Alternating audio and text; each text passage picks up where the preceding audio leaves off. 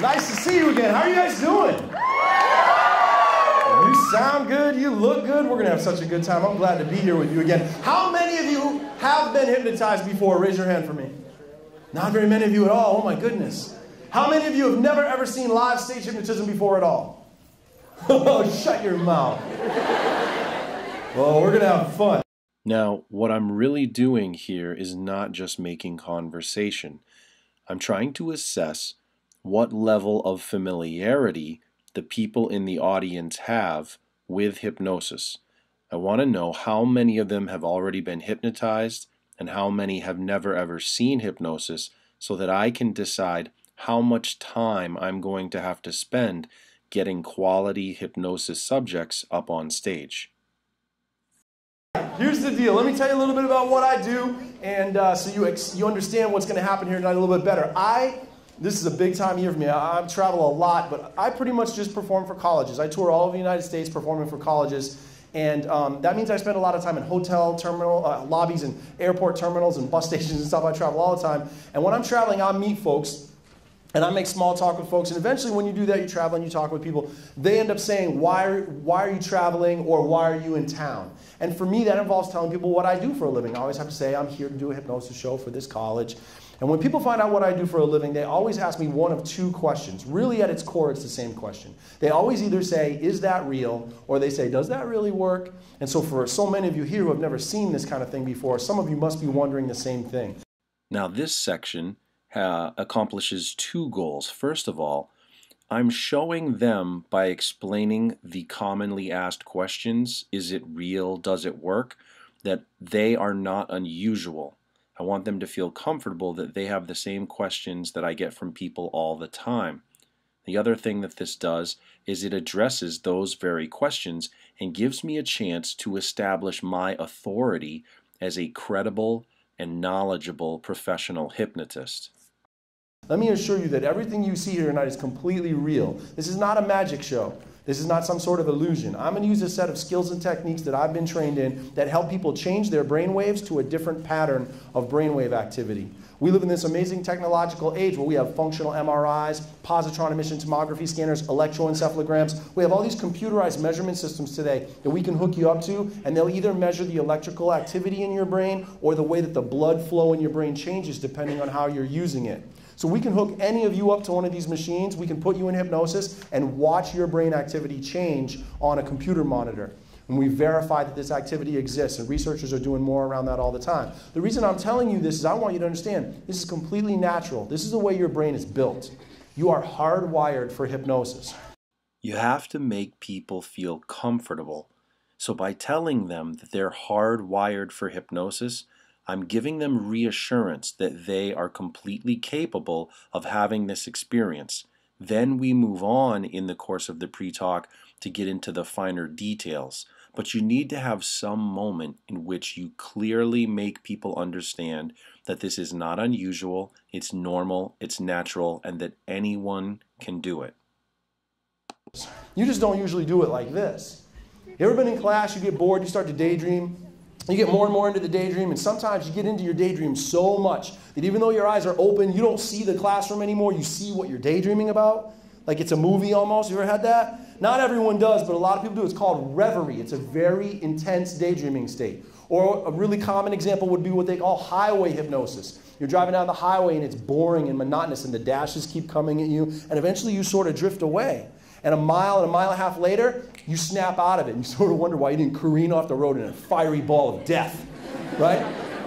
It's because you didn't fall asleep at the wheel, you went into trance at the wheel. And trance is a conscious state. So if you're up here tonight and you're hypnotized, you will still hear noises from the world around you, you will still think your own thoughts to yourself, you're just altering the brainwave activity that's going on in your brain. You're using your brain a bit differently.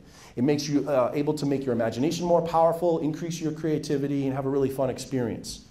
Part of what your pre-talk has to do is it has to reset people's expectation in the audience.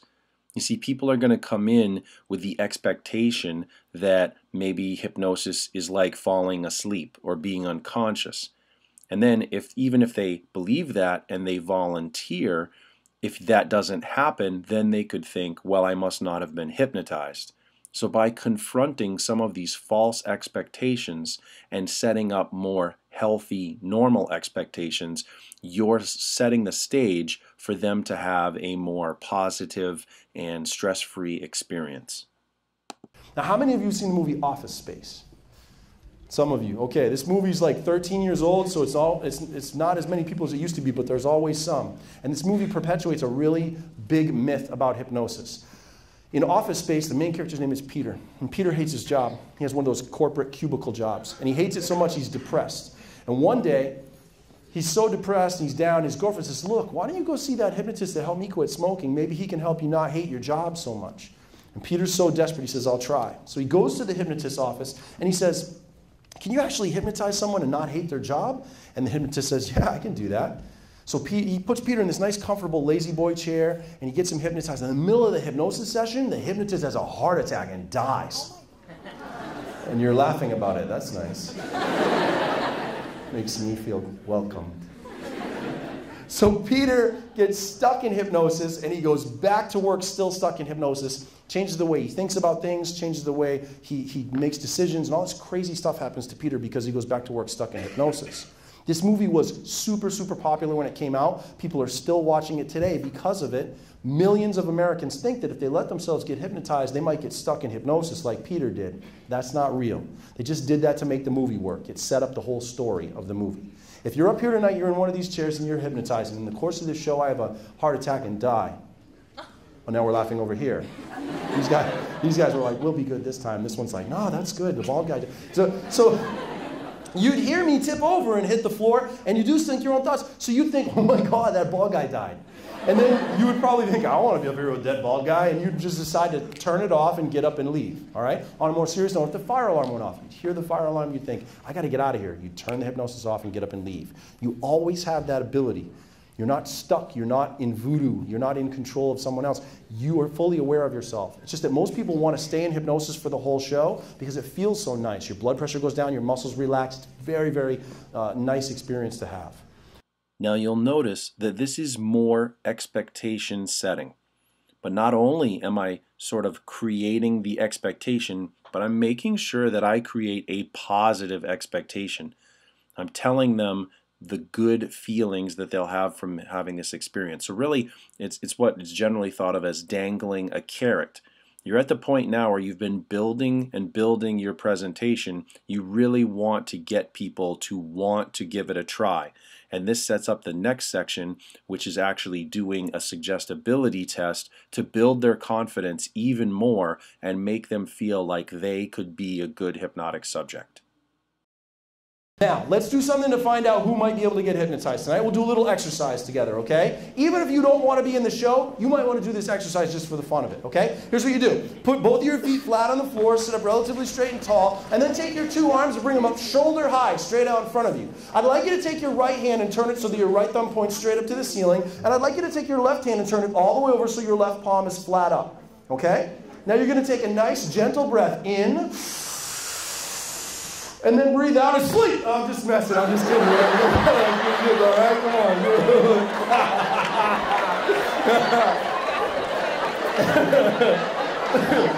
I did that down in Charlotte the other night at Queen's University, and this girl 2 rows back went, ah! It was awesome.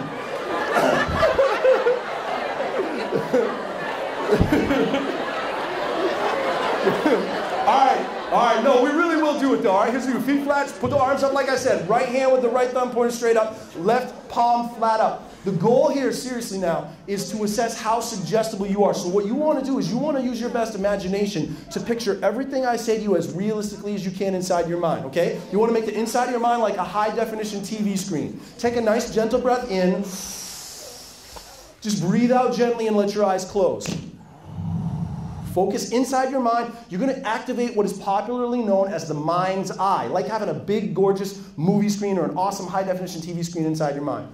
And inside your mind, even though you obviously know that your eyes are closed, just pretend, just imagine that you're still looking out your eyes. Start by looking down at your right shoulder, look down across your right bicep and your tricep, over your right elbow, across your right forearm, over your right wrist. See your right hand turned with your right thumb pointing straight up in the air.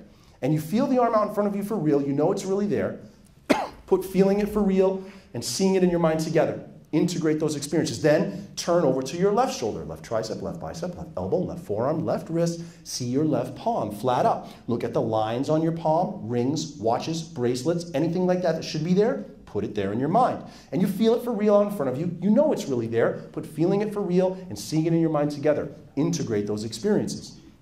Now, as if your eyes were a camera, turn back to the right and sort of zoom in on your right wrist. Zoom in on your right wrist if you can see the lines of the veins, the lines of the tendons in your right wrist. Imagine that I come over and I visit you and I tie one end of a ribbon around your right wrist. Maybe it's tied tight, maybe it's tied loose, maybe it's tied just right. Pick a detail and put it there. What color is the ribbon? What texture is the ribbon? Put those details there. And then trace it from where it's tied around your right wrist upward. Go 1 inch at a time, steadily right up. 1 inch, 2 inch, 3 inch, 4 inch until you get up a foot. And then go up to 2 feet. And then trace it with your eyes up 3 feet. Keep going until you find the other end of the ribbon. At the other end of the ribbon are balloons. 1 dozen, 2 dozen helium balloons. They could be your favorite color, a fun color, whatever's good for you. Make them big, make them full, really full and tight. They're all full of helium. They're all tied to the ribbon. Think about what that would feel like.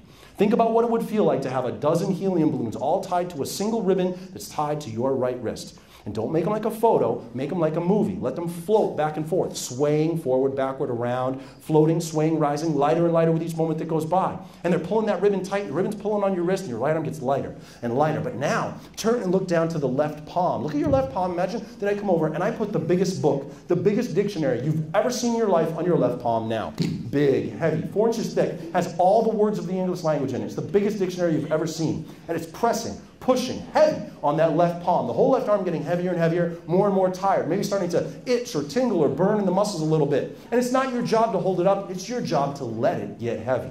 Let it get heavier and heavier, watch it, feel it, and let that arm go down, down, down as it gets heavier. Now, where are your balloons? Are they 5 feet, 6 feet, 7 feet, floating, swaying, rising, lighter and lighter in the right hand as that left hand gets heavier and heavier. And on the count of 3, let your eyes open. 1, 2, 3, eyes open.